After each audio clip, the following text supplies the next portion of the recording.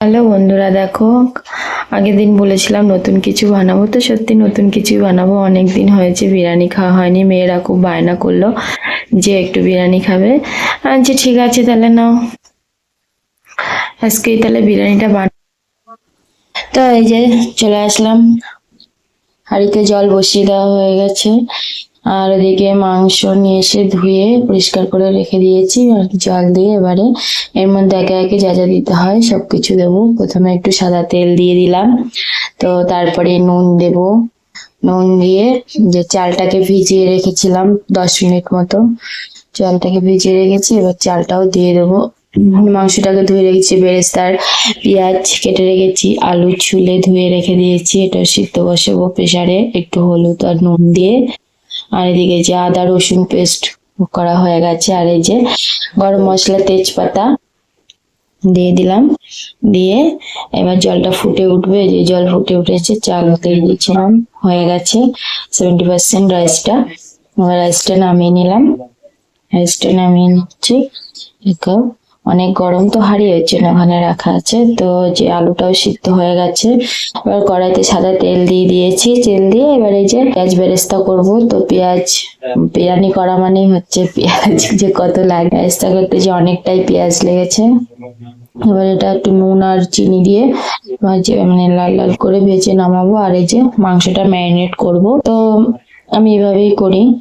তো মাংসটা ম্যারিনেট করতে দেওয়া হচ্ছে আদা রসুন পেস্ট, টক দই, নুন, হলুদ, ধনে গুঁড়ো, জিরে গুঁড়ো, শুকনো লঙ্কার গুঁড়ো, এই যে ব্ল্যাক পেপার গুঁড়ো, আর দিয়ে একটু কাঁচা তেল দেবো। দিয়ে এই যে কাসুরি মেথি দিয়ে দিলাম একটুখানি, দিয়ে এটা ম্যারিনেট করে 20 মিনিট মতো রেখে দেবো। 20 মিনিট মতো রেখে দিয়ে যে এবারে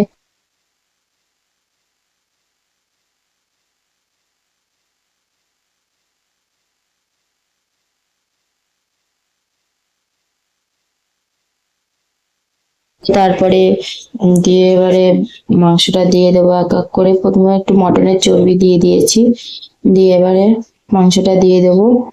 মাংসটা হচ্ছে কালারটা কত সুন্দর এসছে, তো দিয়ে দিলাম সবটাই। দিয়ে একটু গামলাটা ধুয়ে জলটাও দিয়ে দেবো, দিয়ে যে ভালো নাড়া দেবো। এক এক করে একটুখানি তেলটা উপরের দিকে উঠে আসবে। তো বিরিয়ানির তো এটাই সব থেকে টেস্টি, মাংসটা সুন্দর করে করতে পারলে বিরিয়ানি খুব টেস্টি হয়। যাই হোক তেলটা উঠে এসছে, একটু বিরিয়ানি মশলাটা দিয়ে দিলাম।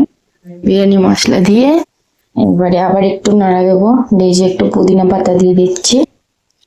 একটু পুদিনা পাতা দিলে আরো টেস্টটাও খুব সুন্দর হয়, সেন্টটাও খুব সুন্দর হবে। তাই তো ওই যে দিলাম। এবারে ঢাকা দিয়ে 3টে কি 4টে মতো সিটি দেবো।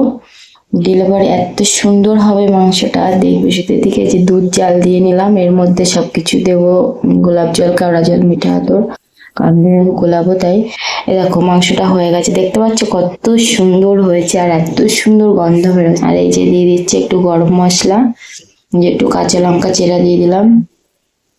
কাঁচা লঙ্কা ছেড়ে দিয়ে ব্যাস নামিয়ে নেবো। এবারে চাটুটা বসিয়ে দেবো, চাটুটা গরম হোক, এদিকে হাঁড়িতে বিরিয়ানিটা আমরা লেয়ার দেবো।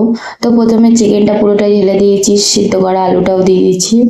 দিয়ে এবারে সবকিছু এই যে গুছিয়ে নিয়েছি, সবকিছু গুছিয়ে নিতে এবারে এক এক করে দেবো। এই যে যা যা লাগবে লেয়ার দিতে। তাই তো হচ্ছে গিয়ে রাইসটা যে প্রথমে দিয়ে দিচ্ছি।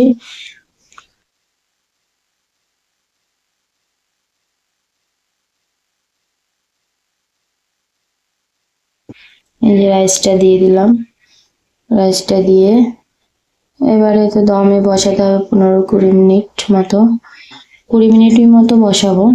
তো এই যে রাইসটা দিয়ে এবার উনি তো হয়তো ভুলে যাবে, ওই জন্য এক এক করে দেবো। এর মধ্যে পেটুক মশাই আমাদের মানে প্রথম থেকে শেষ পর্যন্ত পুরোটাই হেল্প করেছে আজকে।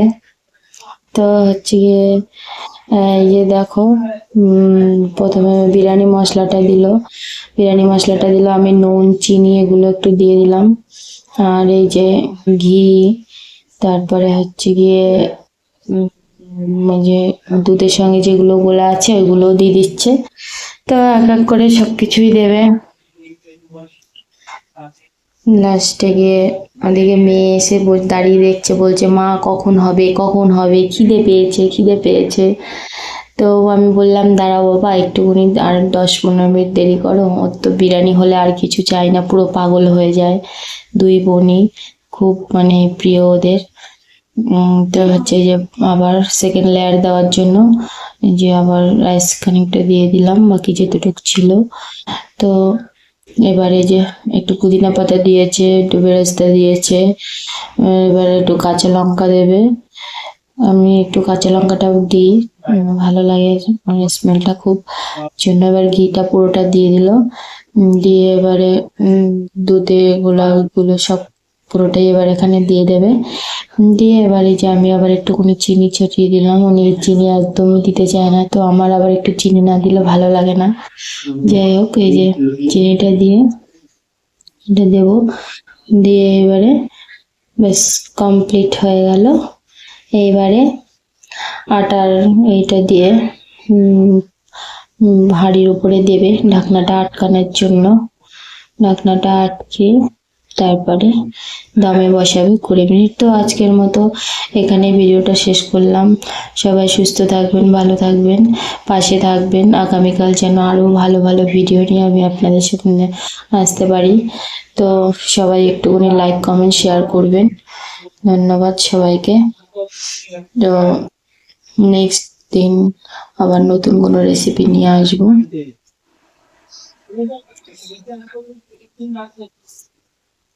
যে বসিয়ে দিলাম চাটুর উপরে। এবার এই যে দেখো, তো ফুটো করে দিয়েছি, ভাপটা বেরিয়ে গেছে, বুঝতে পারলাম কমপ্লিট হয়ে গেছে। এই যে পেটুক মশাই বসে পড়েছে বের করতে।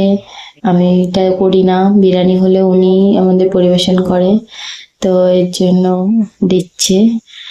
তো দেখো বিরিয়ানিটা, ওয়াও দারুণ হয়েছে, দারুণ। স্মেলটা তো আপনাদের শোনাতে পারবো না, কিন্তু সত্যি গন্ধটা যে এত সুন্দর বেরিয়েছে। আমি বাইরের বিরিয়ানি যত টাকা দিয়েই কিনে খাই না কেন, আমার ঘরের বিরিয়ানি মানে সত্যি খুব খুব টেস্টি লাগে। তো এই যে সবাই বসে পড়েছে। ছোট মেয়ে পাশে বলছি বাবা আমাকে আগে দেবে, আমি গ্রেভি খাবো না, তাই এই যে তুলছে। তো আমার দিদাও খাবে না, দিদাকে উপর থেকে দিতে হবে। কেউ গ্রেভি খেতে চায় না, কেউ মাংস খাবে না, কেউ একজন আলু খাবে না, এরকম সব পার্টনার তো বুঝে বুঝে দিতে হবে। তো যে ওদের দেওয়া হয়ে গেছে, তাই আবার গ্রেভিটা মিশালো, মিশিয়ে এবার বড় মেয়েকে দেবে, আমাকে দেবে, যে নেবে। তো পেটুক মশাই আবার একটা চাটনি করেছে, পুদিনা পাতা ধনে পাতা সবকিছু দিয়ে। তো আমি বললাম কেমন হয়েছে বলো, তো বলছে দারুণ হয়েছে, দারুণ। আবার বলছে আমি যে চাটনিটা বানিয়েছি খেয়ে দেখো, এটা আরো দারুণ টেস্টি। আমি বলছি হ্যাঁ ঠিক আছে, খুব টেস্টি হয়েছে। আমি ওটাই বললাম, ঠিক আছে, ধন্যবাদ।